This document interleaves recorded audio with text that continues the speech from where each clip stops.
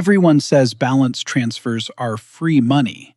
Move your debt, pay 0% interest, problem solved. But here's what nobody tells you. Banks aren't running a charity. So why would they let you skip interest for over a year? What's the catch that credit card companies hope you never notice?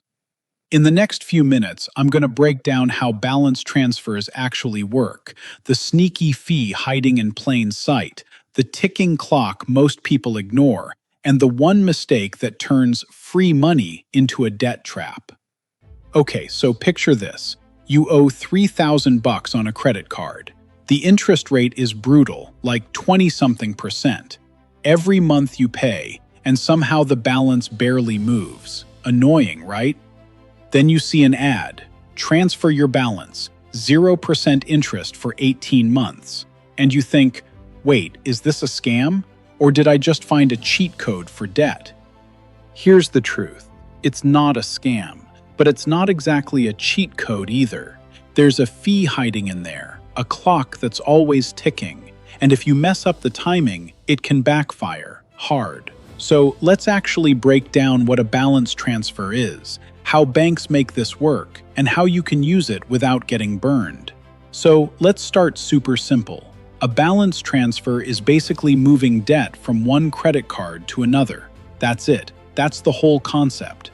Say you owe money on Card A, and Card A is charging you a nasty interest rate. You apply for Card B, which is offering a promotional deal, usually 0% for a set period, like 12, 15, sometimes 21 months. If approved, Card B pays off Card A for you. Think of it like moving apartments. You didn't get rid of your stuff, you just moved it somewhere with better rent, temporarily. Here's why this actually helps you. During that 0% window, every dollar you pay goes straight toward the actual debt, not interest. That's huge, because normally a big chunk of your payment on a high-interest card is basically feeding the bank. Quick pause. If this is the kind of stuff that makes your brain go, oh, that's how that works, that's literally why this channel exists.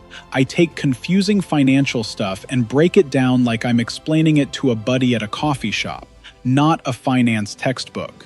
So if that sounds useful, hit subscribe and drop a like. It genuinely helps the channel grow.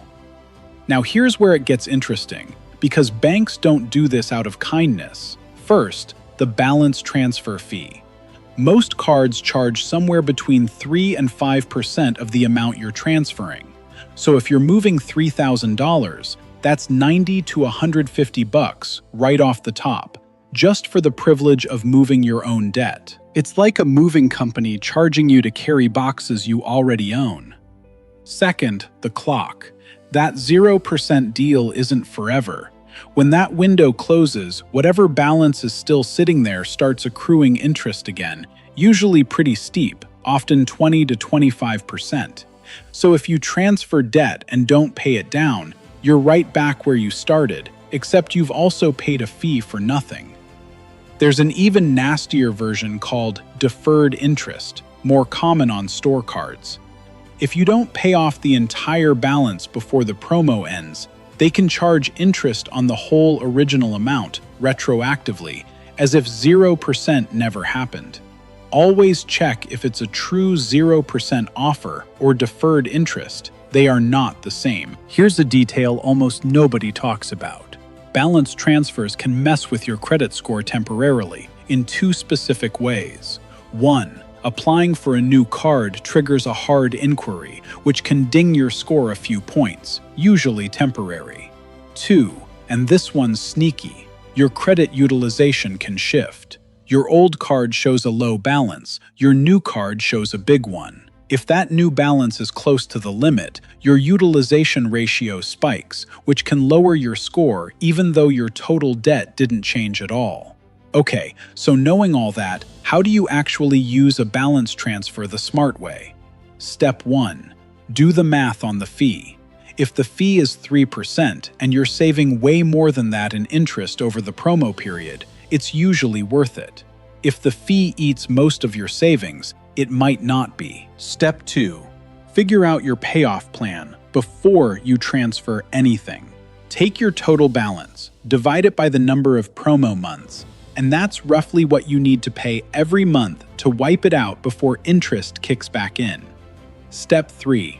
Don't add new charges to that card while paying off the transfer. This is where people mess up. They clear old debt, feel like a genius, then start swiping again. Now old debt's paid off and new debt's piling up. That defeats the entire purpose.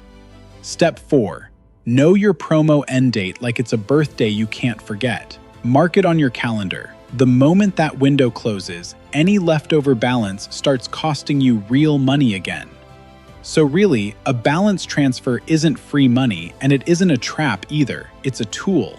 Used right, with a clear plan and a deadline, it can genuinely save you hundreds, sometimes thousands, in interest. Used carelessly, it just delays the problem and adds a fee on top. And that's honestly the whole trick behind balance transfers. Not magic, just moving debt with a countdown clock attached. If this helped, smash that like button. Drop a comment telling me if you've ever done a balance transfer. Subscribe for more of these breakdowns. And share this with anyone drowning in credit card debt. See you in the next one.